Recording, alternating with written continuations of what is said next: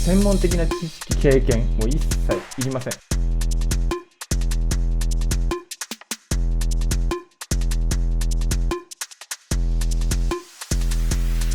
はい、書家の榎本剛です。さあ、今回は誰でもできる書き初め最強指導法を発表していきたいと思います。世の中のすべてのお母さんたち、お父さんたち、もうこの動画を見ればですね、もうお子さん書き初め指導で困ることはもう二度とない動画を作りましたので、ぜひ最後まで見ていってください。さあ、もう今年もね、冬休みのね、宿題のことも考えていかなければいけない時期だと思うんですけども、その中でもう毎年困るのありますよね。もう夏休みの自由研究ばりに困るやつ。そうです。書き初めですよ。冬休みの宿題が出て、家でね、作品書いていかないといけないんだけど、そもそもうちの子は書道を習わせていない。もう習わせてない分、もう親としてどうにかなんか教えてあげたい、ね、お手伝いしてあげたいと思うと思うんですけども、ただね、皆さんどうですか？ご自身振り返ってみて、書道得意でしたかね？書道そもそも習っていましたか？もうおそらくね、ほとんどの方はですね、小学校ぐらいはちょっと習ってたことあるけど、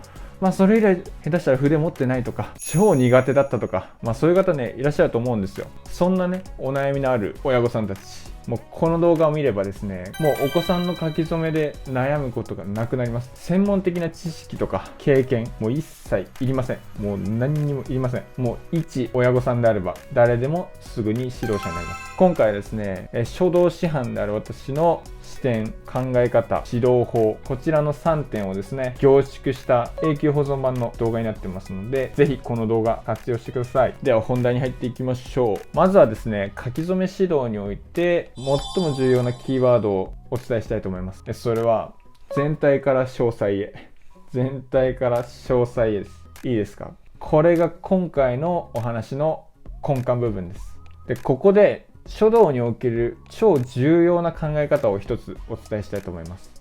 字なんかどうでもいい。いいですか？字なんかどうでもいいですよ。何言ってんだこいつと。もうふざけてんじゃねえと、動画止めてやるぞと思った方ね、いらっしゃると思うんですよ。当然だと思います。で、字なんかどうでもいいというのは別に字ね、もうぐちゃぐちゃに適当に書けってそういうことではないんですよ。字のこの形、これが最も重要かというとそうではないという話なんです。もっと重要な、もっと優先すべきことがあるんですよ。書き初めなんだから書道なんだから字の形、字が綺麗に書けるのがもう一番大事なんじゃないのと思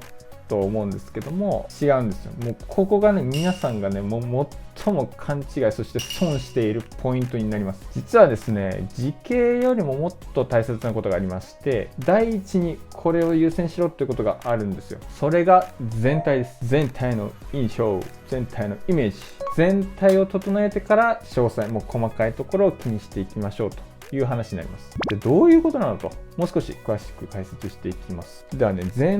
この全体部分において重要なキーワード3つお伝えしたいと思います。余白、配置、墨量。余白、配置、墨量です。これらをね、最初に気にしてください。今言ったこの3点は何もお子さんの書き初め指導だけではなくて、もう書道、もうプロの書家の人たちも必ずこの3点を気にしてます。最初に。で、作品を見るときもこの3点をまずは見ます。要は評価します。だから重要なんです。で、ここでちょっと皆さんに想像してほしいんですけども、親御さんであればですね、書き初めの展覧会の作品、これをね、見ること多少ないともあると思うんですね。で、賞に選ばれている作品ありますよね。賞に選ばれているやつ。この作品、ちょっと頭に浮かべてみてもらっていいですか？細かくは覚えてないと思うんですけど、なんとなくこういう作品が並んでるなっていうのをちょっと思い浮かべてほしいです。どんな作品が並んでますか？大体はですね、元気いっぱいで、もう躍動感があってもエネルギッシュでもう元気いっぱいの作品というのがもうずらーっと並んでるんじゃないかなと思います。で、そういう作品見るともうパッと見た時点でこの子上手だなと。要は賞に選ばれてるんでもちろん上手なんですけども、もうパッと見た時点ですごいなと、この子元気いっぱいに、もう紙いっぱいに、もう墨もね思いっきりたっぷりつけて書いてるという印象をね受けるんじゃないかなと思います。で、なんでだと思いますか？これ、それがこの余白、配置、墨量が他の子よりも優れていると、もうこれにつきます。で、逆にね、この3点が1個でも不足しちゃうと賞の候補からはね、外されてしまうというお話になります。で、僕もですね、書家として指導する中で書き初め大会の作品、評価することもありますし見ることもありました。なのでこの作品を審査する立場からしてもこの3つというのは最初に見るんです。もうどの書家の人たち、書道の先生もこの3つを最初に見ます。逆にこの3つ見ない先生、最初にねこの3つ見ないで止め跳ね払いとか細かいところばっかり言ってる先生っていうのはもしかしたらあんまりいい先生ではないかもしれないです。この3つがですね1つでも不足してしまうと、最初のその賞の候補からは外されてしまうんですね。大体最初にふるい分けをするわけですね。賞になりそうなものともこれは絶対入らないだろうなっていうね分けちゃうわけですね。だからその時点でこの3つがね1つでも不足してたりとかするともう賞の候補からはもう外されてしまうということなので、この3つがね重要になってきます。でこの3つね書けるとね大体分かります。なんとなくねその作品を見ていて違和感があるというか、なんか安定しないというか、なんかしっくりこないなみたいな印象を受けると思います。なのでこの3つねめちゃくちゃできろってことじゃないです。もう完璧にこの3つ仕上げろってことじゃなくて、そつなくこなしてほしい。もう偏差値50ぐらいこの3点、偏差値50、偏差値50、50、本当はね60とか70とか65とかやっていれば、それだけね賞に選ばれやすいですけど、まずはこの50、50、50、偏差値50を目指していきましょう。要は目立った欠点、もう最初にパッと見た時に目立った欠点があると賞の候補から外れてしまうんですね。この3つをそつなくこなすことが最初に大事なので、全体を整えることから始めましょう。ではですね、この3点についてそれぞれもう少し詳しく解説しましょう。まず余白ですね。これ余白って何のことを言ってるのかっていうと、紙1枚に字を収めていくわけですよね。なので当然紙の上下ねと左右、ここに余白ができるはずなんですね。要は白いところね。であとは字と字の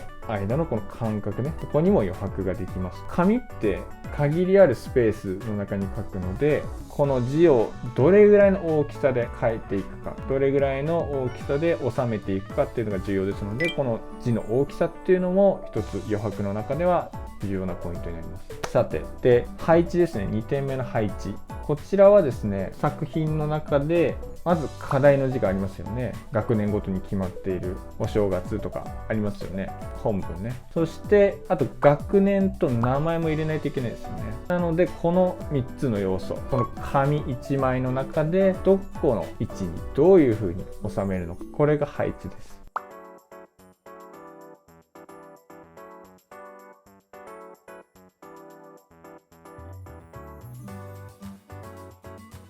で3点目の墨量、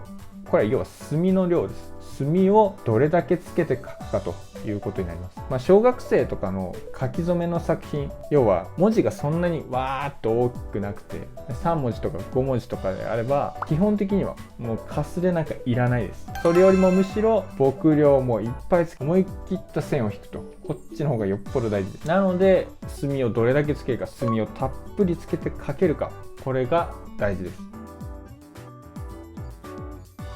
でちょっと話変わりまして、書き初めの宿題ってお手本ね大体配られると思うんですね、学校とかからね。でそれって当たり前ですけど大人の人書いてるじゃないですか。書道の先生なのか学校の先生なのか、もしくは書写の教科書に付録としてついてるものなのかわかんないですけども、大人が書いてます。でこれの他に皆さんが活用すべきお手本がもう一つあります。それはお子さんが出す展覧会の過去の作品、要は過去の優秀な作品、賞を取ってる作品、これがもう一つのお手本になります。どういうことだかというと、先ほどね説明した通り、賞に選ばれるポイント、要は評価がされるポイントっていうのはもう決まってます。もう書道の先生が大抵は作品の審査をねするわけなんですけども、もう見るところっていうのはもう決まってます、ポイントね。なので要するに過去の賞に選ばれている作品と同じようなレベル感、同じような作品を書ければ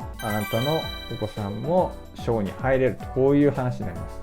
そりゃそうかもしんないけど、いやそれってどうなのっていう風に思うと思うんですよね。それよりかやっぱり大人の人がちゃんと書いたお手本を見て、それを真似して書いた方が上手に書けるんじゃないのって思うと思うんですよね。じゃあなんで大人のお手本だけじゃダメなのかっていうと、皆さんね、もしかすると思ったことあるかもしれないんですけども、そういったね教科書とか、書道の先生が書いてるとか学校の先生が書いているお手本っていうのはもちろん大人っぽい、もう正解の字で、なおかつちょっと小さめに書いてあるんですね。思ったことありませんか？ちょっとちっちゃいなっていう。それこそ余白もすごい取ってて、で字はね本当に綺麗に書かれているんだけども、なんか実際にお子さんが書く時よりも、やっぱり小さいお手本ね、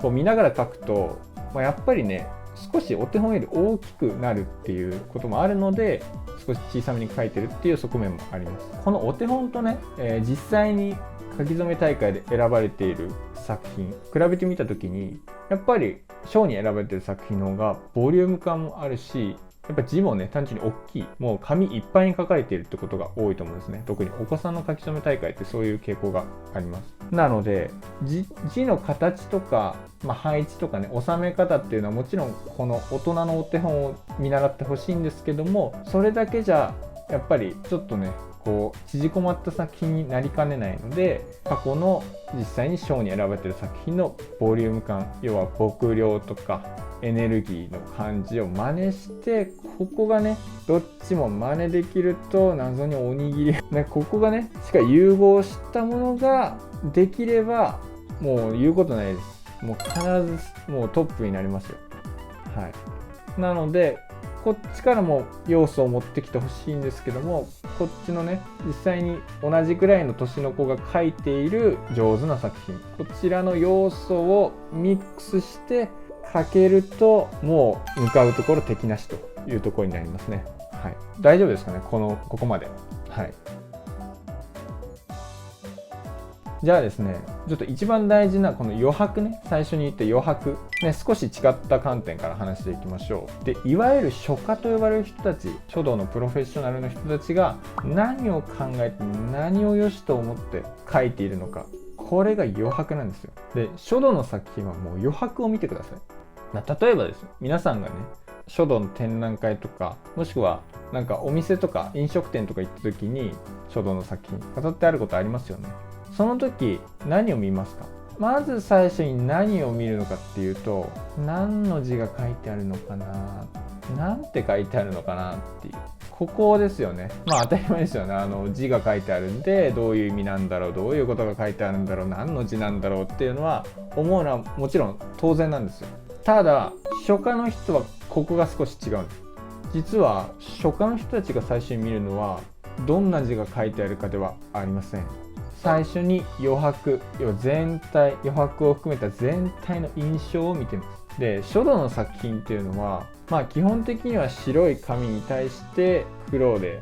こう字でね埋めていくわけなんですけども、一番大事なのは最終的にどういうふうに黒い字を書いていけば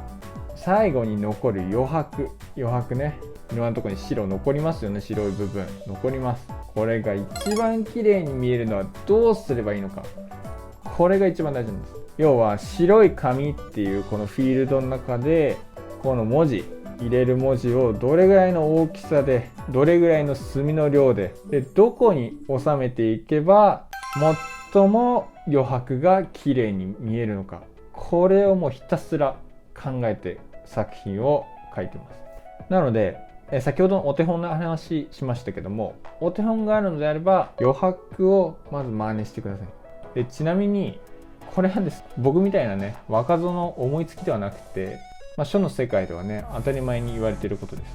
す。書家の人たちなら必ず持っている視点です。はい、ということで今回のお話おさらいしておきましょう。まず書き初め指導では優先順位をつけて全体から詳細、この順でもって指導していくことが非常に重要です。なのでまずは全体のイメージね、全体のイメージ、印象から整えていきましょう。で、この全体の印象を左右するのが3点。はい、皆さん、余白、配置、墨量になります。で、これがね十分というか、偏差値50、もう並々でいいですよ。そつなくこなして初めて、じゃあ字の形とか止め跳ね払いがね綺麗に書けてるとか、そういうね細かいところを初めて見る、要は直していく権利が与えられます。それまではもう全体だけ見て、とりあえずこの余白と配置と牧場だけ、これを整えて初めて字の形とか筆の使い方とか、こういうことにこだわっていきましょう。正直言えばですね、細かい筆使い、止め跳ね払いとかよくね大事って言いますけど、やっぱりお子さんがねこの筆を扱うって結構難しいので、正直同学年とか多少ね学年が違ったとしてもあんまり差がつかないっていうのが正直なところです。まだまだその筆ね、大人も使うような筆を使ってるわけですから、もう手の大きさもね全然足りないわけですよ。まだ小さい。なので筆を十分に扱うっていうことは、難しいんです。もうそれが別に個人差多少あっても大体同じですね。審査する人たちから見ればそんなの別に大差ないです。書道を習っていても習っていなくてもそんなに変わらないです。気にしているのはあなたが初夏ではないからです。でだからこそもう細かい部分よりももっと全体の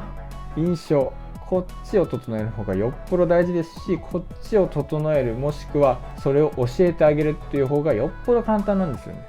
よっぽど大事でよっぽど簡単なことをなぜやらないのか、もうやることは決まりましたね。なので、書き初めっていうねこの、競技と呼んでおきましょう。これはですね、もうどんなお子さんにも賞に選ばれるチャンスがあると思っておりますね。どんなお子さんでも必ず賞に入れるチャンスはありますね。やっぱりいいじゃないですか。今までねちょっと苦手意識多少あったかもしれないところを今回ね頑張って練習してね、学校に張り出されたりとか、下手したらね自治体のねなんか公民館とか、区民センターみたいなところにね飾られたりするわけじゃないですか。そしたら、皆さんも親御さんとして本当誇りに思うと思うんですよね。今回の話を活用していただければ必ず結果出ます。もう保証します。でその鍵を握るのは皆さん、親御さんたちです。もう皆さんがお家でどれだけこの動画の生かして指導ができるか、これにかかってます。ということでぜひ今回お話しした内容活用してください。応援してます。応援するためにこの動画を作ってます。でもしね今回の内容でご質問とかご相談とかありましたら、コメント欄なり、もしくは概要欄にあるメールですね、こちらにお問い合わせいただければいくらでもお答えします。ぜひ活用してください。もう使えるリソースは全部使ってください。ということで最後までご視聴いただいてありがとうございました。皆さんのお子さんが今回の書き初め大会、もしくは来年でもいいです、賞に選ばれることを祈っております。